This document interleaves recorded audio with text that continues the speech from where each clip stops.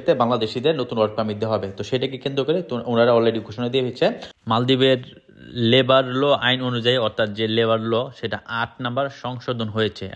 এমনকি এখানে স্পষ্ট করে এটাও বলা হয়েছে যে এখন থেকে আর আগের মতো নিয়ম নেই। আগে যেমন একটা কোটা ছিল, একটা আপনার নির্ধারিত সংখ্যা ছিল যে এক এক দেশ থেকে এতটুক লোক আনতে পারবে বা 1 লাখ, এটা আপনার আগে ছিল জাস্ট 1 লাখ, কিন্তু আসলে 1 লাখের বেশি মানুষ কাজ করতে পারছে। যেমন বাংলাদেশি চিন্তা করেন, আপনার একটা কোটা ছিল যে 1 লাখের বেশি কাজ করতে পারবে না বা এর বেশি আসতে পারবে না, কিন্তু বাস্তবতা ছিল ভিন্ন।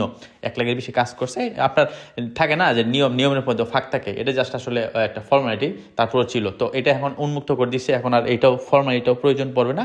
এখন কোম্পানি যখন যে দেশে বা যেভাবে চাইবে, কিন্তু ওনাদের জাস্ট এটা প্রুভ করতে হবে হ্যাঁ যে আমাদের সত্যি ভ্যাকেন্সি আছে, আমাদের এই খাতে এই শ্রমিক লাগবে, আমাদের উৎপাদন খাতে বা আমাদের উৎপাদন ব্যাকআপ করতেছে, এটা যদি প্রুভ করতে পারে বা সঠিক দেখাইতে পারে, তাহলে মিনিস্টার বা যে গভর্নমেন্ট সেটা অনুমোদন দিতে